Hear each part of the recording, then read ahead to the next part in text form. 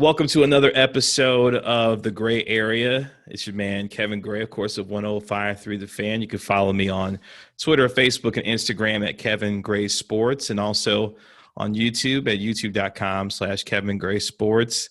Another special guest with me today. He is a veteran of the DFW media and sports game. For over 30 years, he's been a Dallas Cowboys and Dallas Mavericks insider. He's a two-time author of The Boys Are Back, The Return of the Dallas Cowboys alongside Richie Witt, and Stars and Strife Inside the Dallas Cowboys Reemergence as America's Team. He's an Emmy winner, and he's covered 21 Super Bowls. I like to call him America's Team Insider. His name is Mike Fisher. Mike, how are you? Well, that's a lovely introduction, sir. Thank you. I appreciate it. I'm doing well and getting ready for Cowboys at Washington, although I don't exactly know what we're getting ready for. It feels like there's been a lot of that over the last couple of weeks with the amount of turmoil that the Dallas Cowboys have gone through, obviously their share of adversity this season. But for you, Mike, you have been covering this team and been in this area for quite some time. For you, what made you want to become an insider? What made you want to develop these relationships and become a person who was an authority on the things that were the Dallas Cowboys and the Dallas Mavericks? Well, you're using some big words like insider and authority, but I'm flattered. I think, like most of us, it starts with realizing that I love sports and I understood sports, but I wasn't very good at them. That's the origin of my becoming a sports media person, radio and TV and print. My dad he's 80 now. He's still a ridiculous athlete. He's ridiculous at 80. Now he cheats. He's a cheater at golf, but he's an incredible golfer. He was one of the best softball players in town in Greeley, Colorado at age. So I was 28 and still playing. So he was 48 and still playing, was still great. He can probably still beat me in a foot race at age 80. I mean, he's something else. And then I'm the oldest of 6 kids, 5 of us boys, and I'm the only one that's not athletic enough. All the other ones were quarterbacks and shortstops and all of it. And I sucked. And so that was the driving force between me saying, well, man, I like sports and I get it. I get them. And so, I managed and coached and umpired and refereed and stuff when I was younger. And then in Greeley, Colorado, got the very fortunate chance to work for both the local radio station and the local newspaper at the same time, 2 full-time jobs, not unlike I do now with 105.3 The Fan. What does that rush feel like? Someone who is in the day-to-day covering not just the beat, but developing the relationships and being able to tell the stories of these remarkable athletes, good, bad, or indifferent, and being able to have that kind of connection with not only the athletes, but the fans and the individuals that read and take in your work? You're trying not to be a jock sniffer. But again, we're all fans. And I make this point a lot that, you're not supposed to be a fan. How would you cover, and Kevin, you do the same thing. I'm doing football. I'm doing Cowboys and Mavericks, NFL, NBA. I mean, I'm not saying this to brag. I choose this, but I'm doing it from 6 a.m. to 11 p.m. every day for the last 40 years. And I love it. My wife tolerates it, but I love it. Mine too. Yeah. And we do it because we love it, because you're not necessarily doing it to get rich on. Although, as you can see, I have a lovely, here, I'll show you this chair. This is my wife's, here's our lovely bedroom. So, very nice. Yeah. I mean, we've accumulated some decent stuff, but it's hard business to get rich in. So you get rich in friendships and you get rich in stories. But when you ask what a rush it is, it's still a rush to walk into a stadium and be going, I get to sit here for free. It's still a rush to have, to be able to I did the Cowboys crosstalk on Wednesday night on 105.3 The Fan and then DallasCowboys.com. And there's Nate Newton and there's Dat Wynn. And I'd be lying if I didn't say how cool it was that Nate Newton's going, Fish, love you. Haven't seen you in a while. What's up? That Dat Wynn, who I didn't get to know that well. Fish, yes, that's a rush. So, whether it's egomaniacal or it's just part and parcel with being able to do our job, I enjoy the relationships most of all. Talk about some of your upbringing as you were shaped and molded as a young man growing up that led you to this career path that you were on, and what made you say, you know what, this is what I want to do. What was kind of that moment as you were growing up that said, hey, I know I'm going to do this for my career? Yeah, and probably like a lot of us, I mean, your dad, had my dad taken me, to play chess, maybe I'd like chess, but that's not how our family works. So he played softball, highly competitive softball. So that's what I wanted to do. And I tried to play high school sports. Again, part of it, here's my excuse, but it's legitimate if you'll hear me out. And this is also going to sound like bragging, but it's really just fact. So I skipped 2 grades. And so I was a 13-year-old sophomore in high school and a 15-year-old senior. And I know now, looking back, because by the time I was 18, I wasn't a terrible athlete, but I was a 15-year-old trying to play against 18-year-olds. I just got crushed. Crushed. Yeah. Crushed in football, crushed in tennis, crushed in everything I do. I had the coordination of a 15-year-old instead of an 18-year-old. And so that drove me to say, well, what else could I do? So I joined my dad's competitive softball team, and I was a mascot for a few years, but eventually I managed the team. And I mean, it was good. I don't mean to take slow pitch softball too seriously, but I mean, we really were a regionally in Colorado, a regionally powerhouse team. Yeah. And so, that was my first taste of actually having success athletically at all. And again, I'm not saying I was good, but the other 10 guys were really good. And then there was me. And so that probably drove me into it. And then the Greeley Tribune in Greeley, Colorado, I had friends that worked there that encouraged me, you should come here and work part-time, which I did. And then a guy named Ron Holmes, who's now a preacher who lives in Texas, he ran the radio station in Greeley. And he came up to me as a college senior and said, you should come work for me. So I just why don't I just do both? Yeah. And again, just like now, I mean, I can't wait till we're done with this because I'm gonna go take a nap. But just like now, it's a full, exhausting, fun day of sports, and I wouldn't have it any other way. Yeah. And as you have gone through your career, what have you learned about yourself, about the capacity to be able to handle, obviously it's a daily grind as it is, but what have you learned about yourself, about the capacity that you have within yourself and have grown into such a role that you have now, where you're doing radio, print, and doing the different things that as the business continues to evolve also? Well, Sean Sharif, who's a good friend of mine, is really good at busting my chops about my ego and my arrogance and all that kind of stuff. And we've turned it into kind of, exclusive with our game. We've turned it into a bit, but it's true. I am like that. I'm way too competitive. And it drives me and probably too much. So I'm learning how to understand. I said this last night with Dat and Shannon and Nate. Covering the Cowboys is more intense than covering the Washington, D.C. White House. More intense. Not more important, but more intense. There's more people in there trying. There's more people that think they're a beat writer because of Twitter. Everybody, I mean, again, here I go with my arrogance, but everybody's a beat writer. Even if they live in Singapore, they think they're a beat writer. And then the number of people who care about, whether or not Alden Smith's neck is stiff, probably outweighs the number of people who care whether or not, Joe Biden or Donald Trump's neck is stiff. Seriously. And so that's all of that put together is humbling and inspiring all at the same time. You try to take it seriously without taking yourself too seriously. What's the key to longevity in this business, Mike? In my younger, naive days, I thought it's just be good, just good.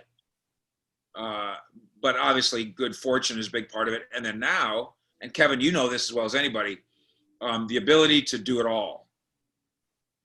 And I'm not saying I'm necessarily this guy, but in my particular case, I think I'm very good in print.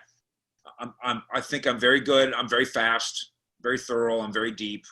I can turn a phrase. My brain thinks that way. And then I think I'm good on the radio. And if I wasn't so ugly, I'd think I was good on TV.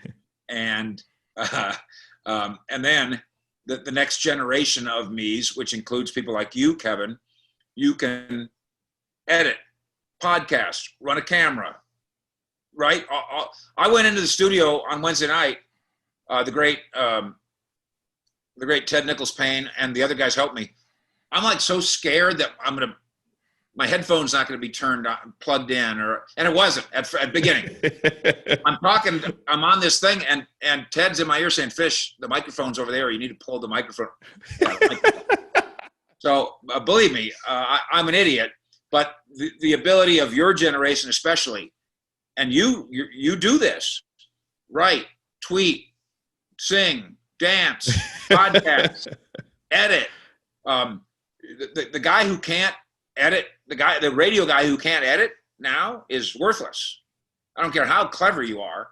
The TV guy who can't do his own camera work now, he's out, because the days of 17 guys from one station all going to a game, that's over. The budgets don't work that way anymore.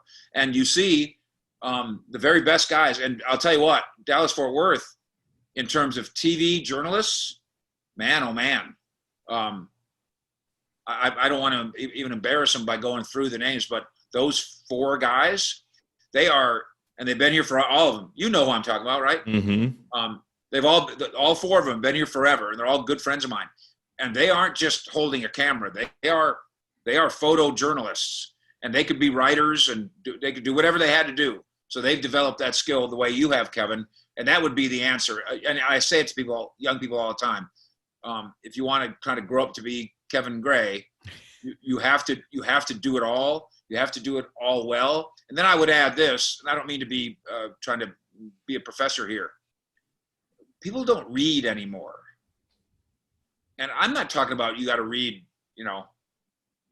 Charles Dickens or Faulkner. Yeah. I'm saying people don't read anything anymore.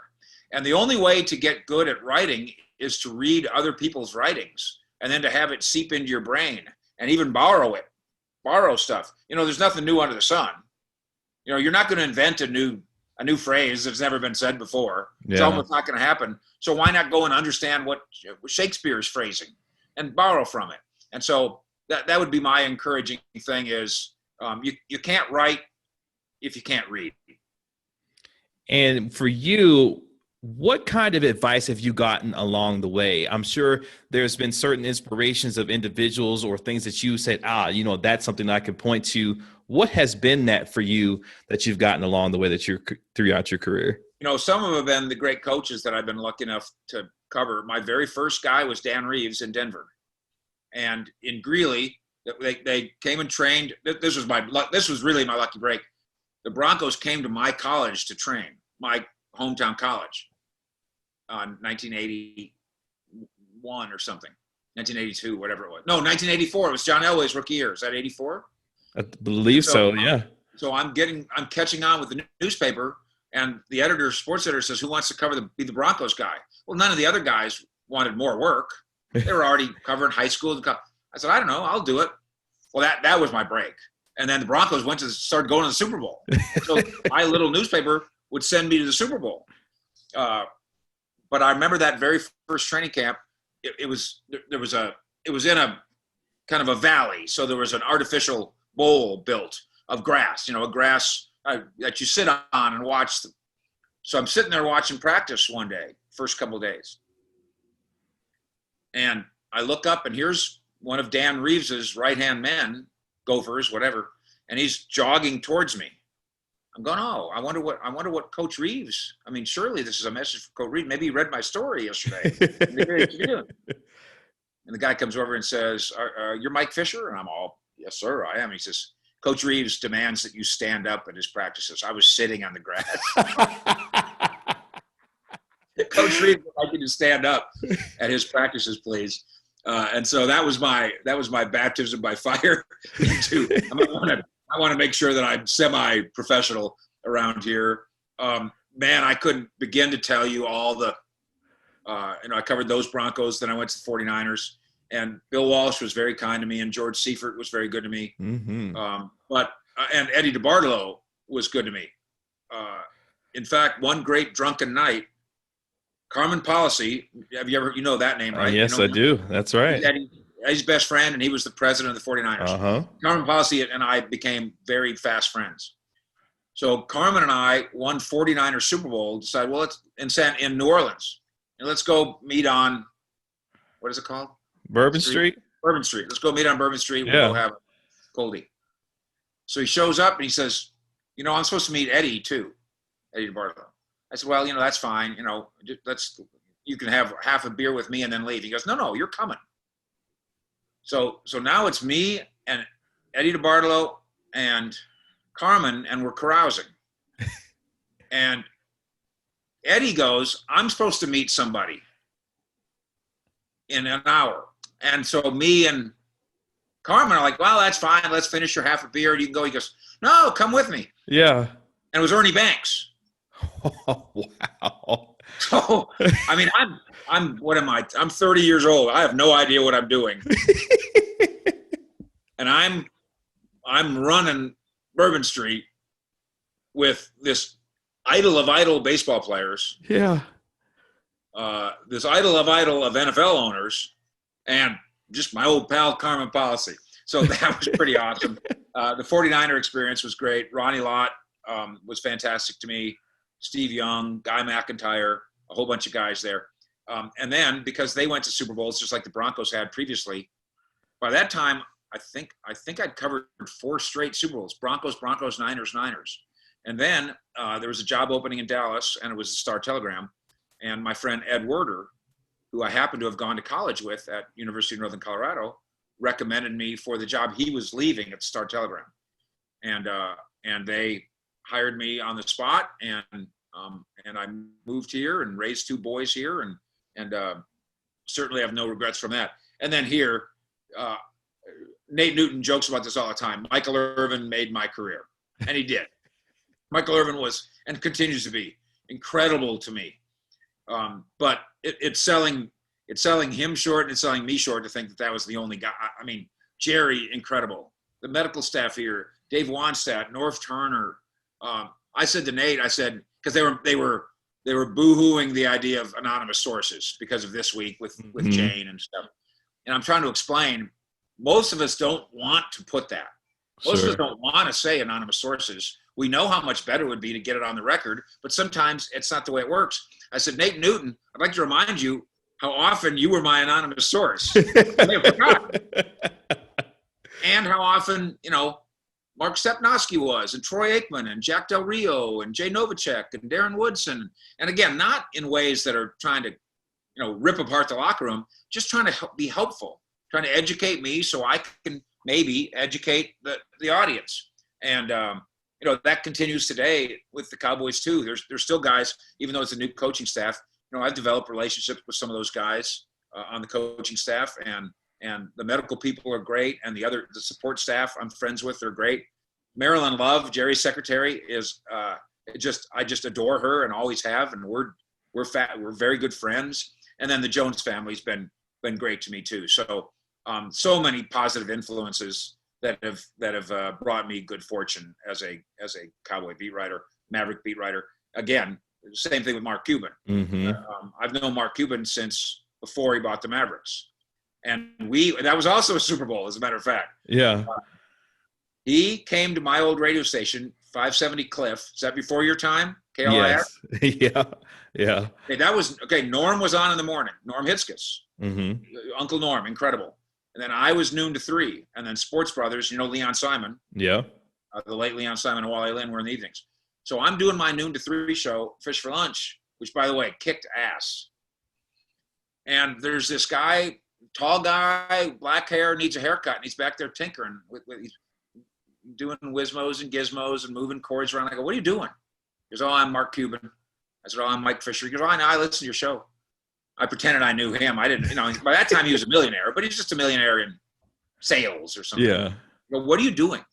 He goes, I'm trying to figure out a way to hook up these wires so I can listen to Indiana University Hoosiers basketball on your frequency, on the radio, on KLIF.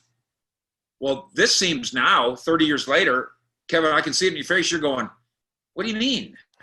Don't you just press a button on the computer? Not then, you didn't. He and Todd Wagner, his partner, literally invented how you could press a button and listen to a game in another city. Never been done before.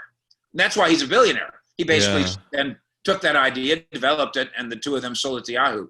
But then that winter, that February, we hung out at the Super Bowl for a minute again. He's millionaire. He's not billionaire. Nobody knows who he is. He's certainly not a celebrity. And I would certainly say that Mark Cuban's assistance in letting me and helping me understand basketball. Again, Rick Carlisle's great to me. Mm-hmm. Donnie Nelson's great to me. Dirk. But yeah, I've it's been a Forrest Gump kind of existence. Just stumbling into scenarios that I don't feel like I really belong in, but it works out okay. I wanted to ask you this because obviously for me, the 90s Cowboys are everything to me. Yeah. Emmitt Smith, Troy Aikman, Michael Irvin, Alvin Harper, like they're everything to me. Yeah. For you, during that era, what was one of the biggest misconceptions about those teams that folks, when they think about them, they have a certain viewpoint, but for you being there, what was one of the bigger misconceptions about those group of players and those teams that dominated the 90s? Well, some of mine come from what some people would say my bias, but I recognize Jimmy Johnson's greatness as a coach, but he's not a god.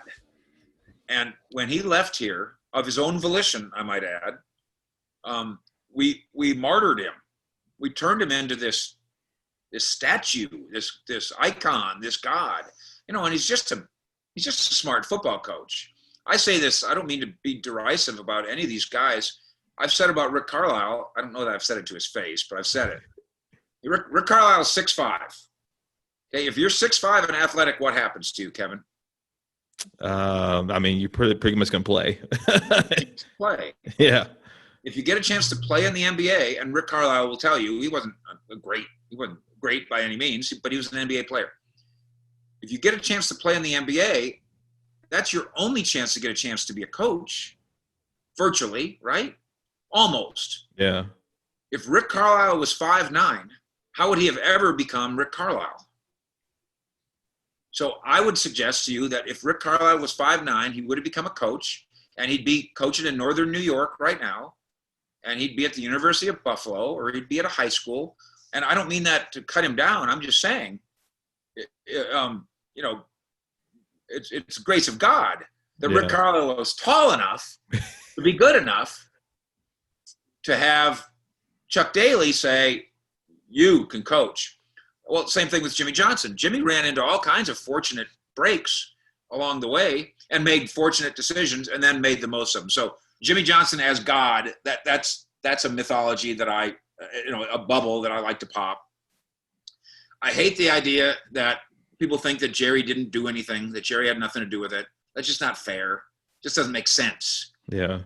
Bill Walsh ran the 49ers, but nobody ever says Eddie DeBartolo didn't have anything to do with it. He's the owner. How could he not have anything to do with it? And in fact, contrary to what Jimmy still tries to peddle, the official general manager of those Cowboys is the same official general manager now. Officially. It says it in the media guide. Yeah. And when you turn in a trade in the NFL, at least back then, there's only one person in the building that can turn it in. That way, some drunk assistant coach doesn't send in a trade. Yeah. And the one person wasn't Jimmy. One person was Jerry. Now, factually, who engineered, who did the football engineering of trade ideas? Well, surely, obviously, Jimmy was instrumental in that. But he still had to go to his boss and say, I've got us a trade. And then Jerry said, okay. and Jerry pressed the button and it became a trade. I think they worked together beautifully. I think it was a marriage, that fell apart like marriages do. But I hate that the legacy is I like him, so I've got to hate him. I don't think that's fair. I like what Jimmy Johnson did to build those teams, and I like what Jerry Jones did to build those teams. And I don't understand why everybody can't be as even-handed as that. And as this team has continued to become part of not just the overall lexicon of the NFL and how big they are, but really a worldwide brand, what have you made of how Jerry and Steven and this entire Jones family have been able to move this organization from back in 1989 when this team was going, 1-15 and doing the things that they were, to now really a global brand when it comes to the Cowboys? What have you made of that and watching that as you have, as close as you've had over the past 30 years? Well, there's two sides to it. One, the brilliance of in 30 years being able to take $150 million and turn it into $8 billion. That's not done. That's just simply not done. So that speaks, I think, volumes about Jerry Jones, not only his business intellect, but also his work ethic. He really is. Now, I don't know about now, but for most of his life, he sleeps 4 hours a night and then gets up and does it again. And even now at 77, the energy that he has.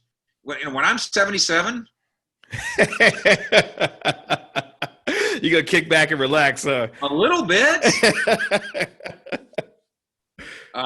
And so that's the positive of it. It's just been brilliant. Here's the negative. And I called it last year. This is my reasoning for why Cowboy players aren't as plugged in as we wish they were, maybe, arguably. 53 brands. Remember that? Hashtag 53 brands. Uh-huh. This organization is so brand conscious that maybe it takes away from the football.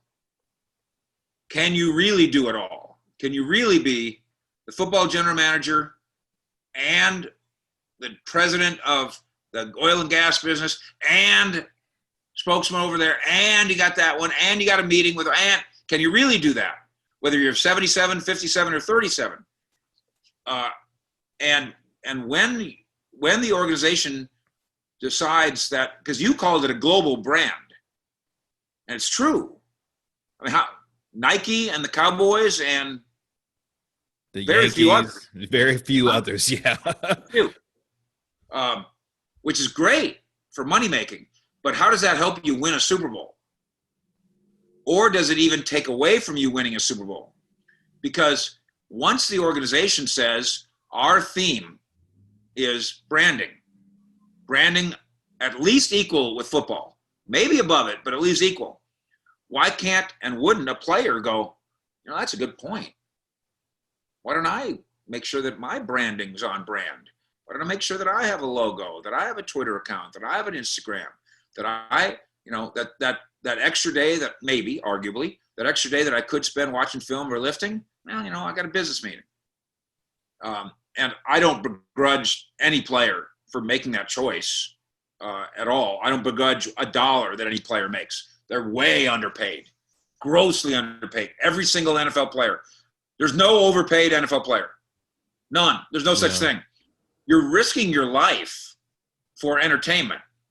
$20 million is now, again, it's all relative. If you're not having a good year, $20 million feels like too much. But guys get paid $20 million to make a movie. They're not risking their life. Tom Cruise might be risking his life once in a while. Every Mission Impossible he gets out there, it seems like he's doing something risky. I want to do my own stunts. Right. But I don't begrudge a dollar that those guys make. But I do think that, business decisions, the running out of bounds business decision kind of idea. And then Tuesday, what do I want to do?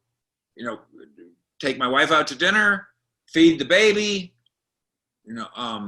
lift some weights, or go to a business meeting. That's something in the NFL, obviously, that's changed in the last 30 years. Last question as we go through the end of our conversation. It's been fun, fabulous conversation with you, Mike. When you look at the business, how it's changed, and yourself and your career, what do you want people to look back on your career and say, hey, this is what I did for 30, 40, 50 years. And the stories that I told, the relationships that I was able to illuminate, this is how I want folks to remember what I did for my career. I don't know. I didn't know you were going to ask a tough, deep question. I once almost got a radio job, and then there was 3 people in the room, 3 hiring decisions, and one goes, Fish, you know, we just don't think you're funny. And I, ever since then, I asked myself, he's wrong, right? Surely. Like, he didn't know what he was talking about. He had no idea. Now, one thing about it, everybody thinks they're funny. You ever notice that? Yeah. Everybody thinks they have good taste in whether it's music, clothes, or fashion, or like decorating. Like, who thinks they're bad at decorating? Doesn't everybody make their room the way they want their room? And then, hey, I'm good. Who thinks they're a bad dresser? Everybody thinks they're looking pretty slick. Yeah. And so we all think we have a good sense of humor. Well, I really have since then, because I think what he really meant was I take myself too seriously, I think. And I know that it comes across that way on the radio. I do. I'm aware of it. I'm aware that it comes across as arrogant. I'm aware that it can come across as pompous. I'm aware that I don't have a Texas accent, so that does a thing. I'm aware that I sometimes use big words, and that does a thing. So I might want my gravestone to say, he really wasn't that arrogant. He really wasn't as arrogant as you think. But then underneath it would say, #exclusive.